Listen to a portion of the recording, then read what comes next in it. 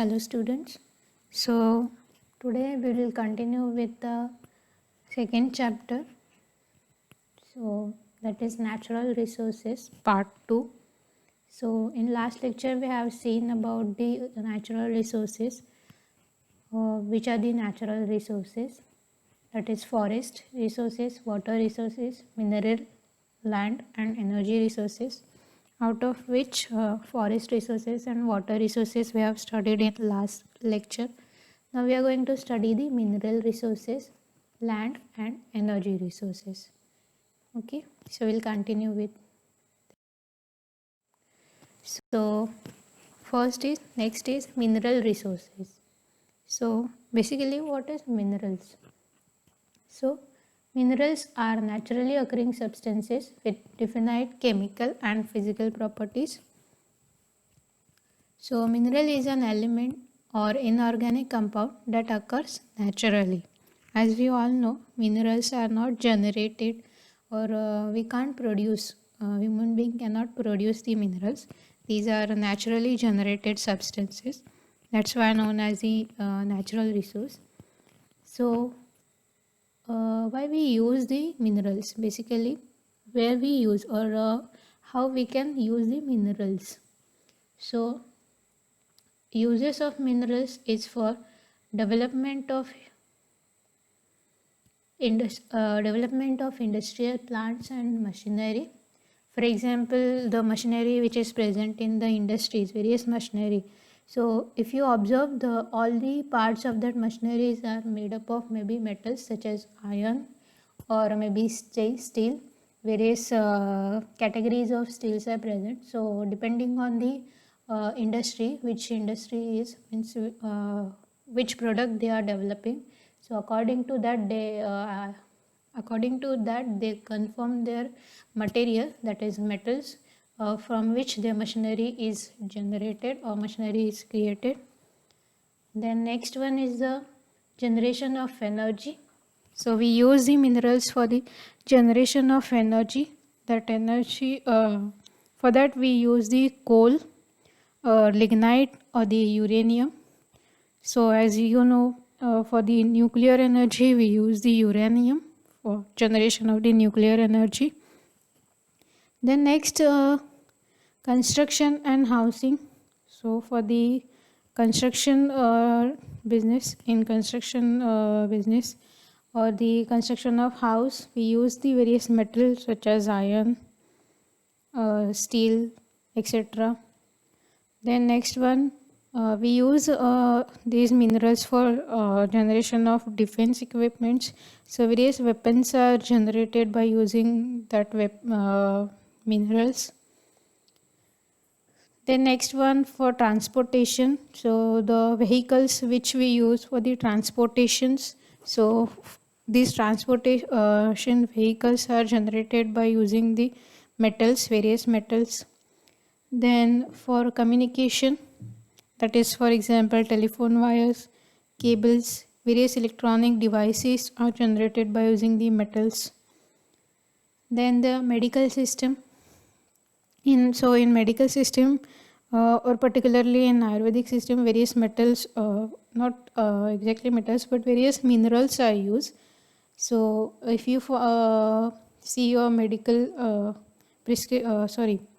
tablet, so that is composition of that tablet, so it will indicate which are the components present in that. So in that you find the various minerals. Then the formation of alloys for various purposes. Then agriculture, in agriculture these minerals are used in the fertilizers, construction of that fertilizers. Then seed dressing and fungicides. So and the next one is the jewelry, for making the jewelry, for example gold, silver, platinum and diamond. All these are nothing but the minerals or the metals. So metals comes under this mineral category. So these are basically the uses where we use these minerals. So there is very vast area where we use these minerals. So now next we will move toward what is the impact of this excessive use of this resource or the minerals. For minerals, we require the mining process to extract that minerals from the mines. So, what is the impact of the excessive use, or what is the impact of that mining on the environment? So, first one is the devegetation and defacing of lands. Mining requires removal of vegetation, that is the crops, along with the underlying soil mantle and overlying rock masses. So this results in the destruction of landscape in that area. As for the mining process, we require the cutting of require the removal of the vegetation, that means removal of the crops present on that area. Then removal of the rock present in that area. So basically we require the deforestation for this purpose to carry out the mining process. So this results in the destruction of landscape in that area. Then next one is the next impact is the subsidence of land. So subsidence of mining areas results in tilting of buildings, then cracks in the houses, then buckling of roads, bending of rail tracks, and leaking of gas from cracked pipelines, which leads to the serious disasters.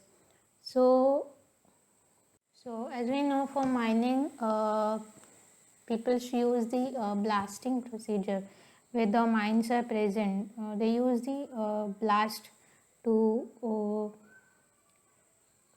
get into that mines. So which that results in the tilting of buildings or cracks in the houses in that area and these effects. The next one is the groundwater contamination. So by the mining process, mining pollutes the groundwater. So sulfur, that is sulfur usually present as an impurity in many ores. So whatever minerals are present, whatever minerals are extracted from the mines, so there is a need to wash that minerals. So in that process, whatever the impurities are present on that minerals, so that gets contaminate, so that elements contaminate the groundwater. So many ores is known to get converted into sulfuric acid through the microbial action, and thereby making the water acidic. So microbial action means whatever the elements, whatever the impurity present on that minerals, that goes to the groundwater and it creates the microbial action, and then it contaminates the groundwater. Then the surface water pollution. So the acid mine drainage often contaminates the nearby streams and lakes. The acidic water or the radioactive substance like uranium, heavy metals also contaminate the water bodies and kill the aquatic animals. So due to mining procedure, surface water is also get contaminated due to the acid rain or the radioactive substances like uranium. The next one is the air pollution. So due to mining, so in order to separate and purify the metals from the other impurities in the ore, smelting is done, which emits the enormous quantities of air pollutants. So oxides of sulfur, arsenic, cadmium and lead, etc. and that shoot up in the atmosphere near the smelter, and the public suffers from the several health problems due to this. Then the next one is the occupational hazard. So the workers which are working in that mine, so they are suffering from the various health issues, as mining is a very hazardous to their life, as it creates the air pollution, water pollution. So miners working in different types of mines suffer from the asbestosis, silicosis or the black lung diseases. So these are the diseases. So they are suffering from various diseases like lung cancer and etc. So these are the impacts of the mining. Then next one is what are the remedial measures, or what are the solutions to avoid the environmental degradation because of the mining activities, or how we can avoid this degradation by using different techniques for the mining. So the solution is by adopting the eco-friendly mining technology. The next one is the utilization of low-grade ores by using microbial leaching technique. So what is microbial leaching technique? So basically in this technique, the ores are inoculated with the desired strains of bacteria, whatever the bacteria is present, which removes the impurities and leave the pure mineral. So this is the new next technology which we can use to overcome the disastrous effect of the mining. Then next one is the revegetating mine areas with appropriate plants. That means if mining work is done, then we have to plant trees there, so that that area can be revegetated. Then prevention of toxic drainage discharge. We have to prevent the discharge whichever is coming from the mining process. So we have to prevent the toxic discharge in the groundwater, so that we can avoid the groundwater contamination due to the mining activity. Then next one is the land resource. So what is land resource? So basically, land is a naturally occurring finite resource. It provides the base for the survival of living beings, as we all know. It holds everything that constitutes the terrestrial ecosystem. Increased demand on the land in the modern times due to the rise in human population and resultant activities has resulted in degradation of land quality and the quantity, which decline in crop production and competition for the land. So as we all know, we have already studied in the previous lecture. So due to overpopulation, this problem occurs, lack of land resource.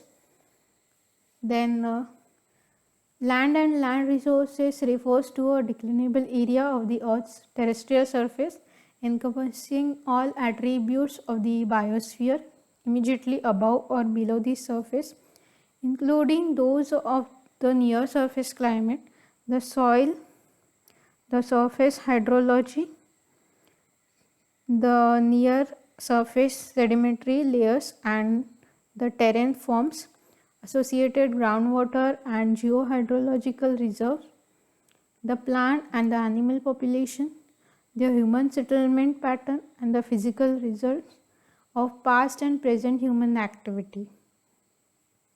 So all these activities affects the land resource. That is the reasons for the insufficiency of the land resource. Then the next one is the food resources.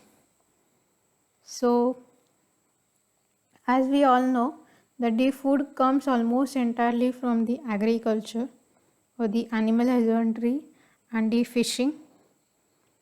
So what is the problem regarding this food resource? So changes caused by the overgrazing and the agriculture. So what is the overgrazing? So basically problem in the food resources occurs due to the overgrazing. So overgrazing is the process of eating away the vegetation along with its roots, so without giving a chance to regenerate it. That means eating the portion of the vegetation which can be used for the regeneration process, so that part is also consumed. So that part is destroyed, and then there is no material available to regenerate that crops again. So what are the effects of that? It leads to the land degradation, that is leads to originally poor, dry, compacted soil cannot be used for the further cultivation. Then soil erosion, so cover of vegetation gets removed from the soil. Then loss of useful species, that is good quality grasses and herbs with high nutritive value. When graze lose, even the root stalks which carry the reserve food for the regeneration get destroyed, which gives the rise to secondary species like Parthenium, Xanthium, etc. What is this Parthenium and Xanthium is? So Parthenium is a genus of North American shrubs in the sunflower tribe within the daisy family. So contact with the plant causes dermatitis and respiratory malfunctions in the humans, and the dermatitis in cattle and the domestic animals.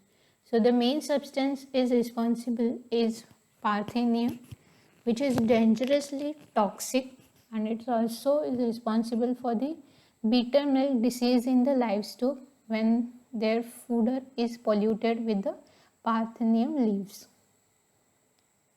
The Xanthium is a genus of flowering plants in the sunflower tribe within the daisy family, native to the Americas and Eastern Asia and some parts of South Asia. It's also known as the cockleburr.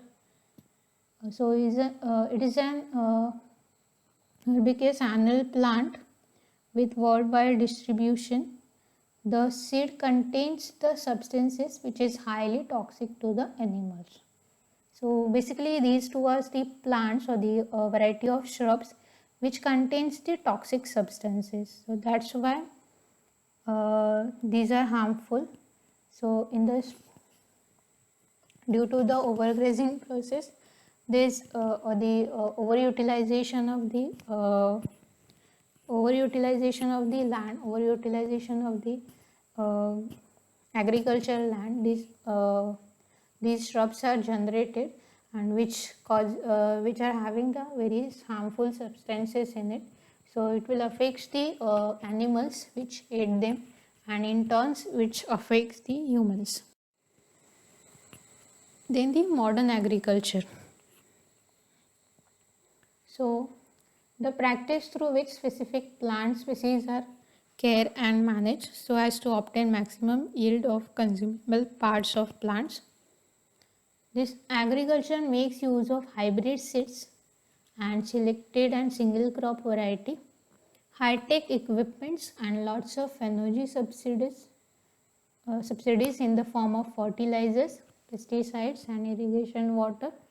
That is, for example, during the Green Revolution, various subsidies are provided, various fertilizers, pesticides, and various high-tech equipments are provided to get the maximum output from the agriculture. And as its impact is damage to the soil,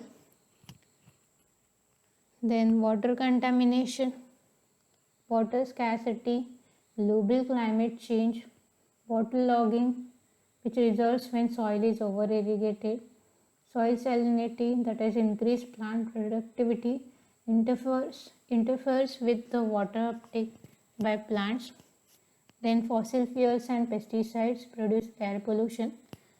That is due to the overgrazing or the over use of the modern technology in the agriculture, or the what we can say, excessive use of fertilizers and pesticides, and the production of same type of crops leads to all these soil erosion or the damage to the soil, as all the nutrients which are present in the soil are absorbed by this plant, and later on due to the overgrazing, that soil is not able to regenerate the next crop or the next product. Then impact related to high yielding varieties.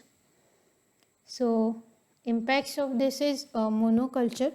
So what is monoculture? That is the same genotype is grown over vast areas. That is same crop is grown over the vast area of land, which spread disease easily. If the one plant gets infected by some if insecticides, then it will affect that entire land. Then micronutrient imbalance, for example the zinc deficiency, which is the effect of soil productivity.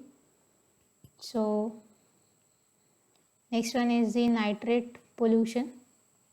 That is nothing but the nitrogenous fertilizers applied in the deep soil contaminates the groundwater. Then eutrophication, so that is overnourishment of lakes due to agriculture field washout, which leads to the algal bloom or the dead organic matters increase due to the decomposition, and which leads to the excessive oxygen demand.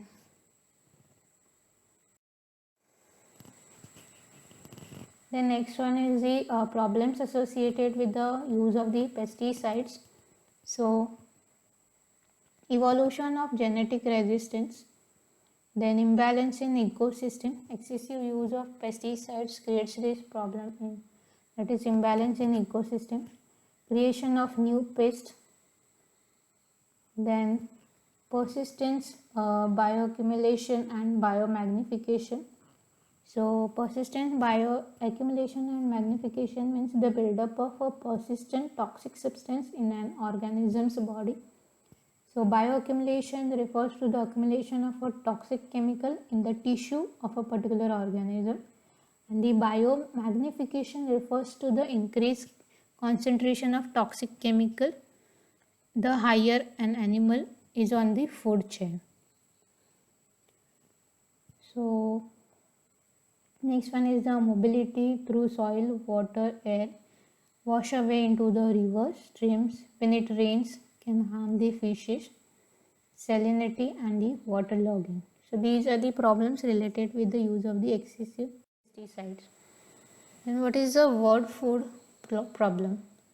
So that is problem mainly is the undernutrition and malnutrition. So there are many people due to the poverty, due to the increased population, we have faced this problem, that is undernutrition and malnutrition.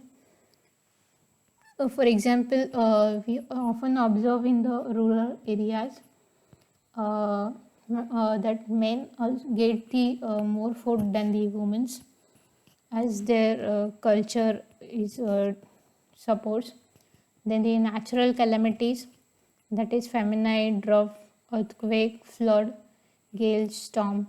So this, due to these natural calamities, people will not able to get food. Then pest damage, so as insects, bacteria, viruses and parasites consumes 60% of about world's food production. Then next one is the population explosion in rural areas, environmental pollution, lack of water for irrigation, less rainfall due to deforestation and the overfishing.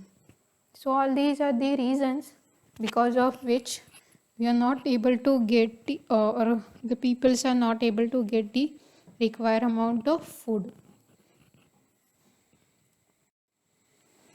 So what are the effects of this overconsumption or the overconsumption of all the energy resources?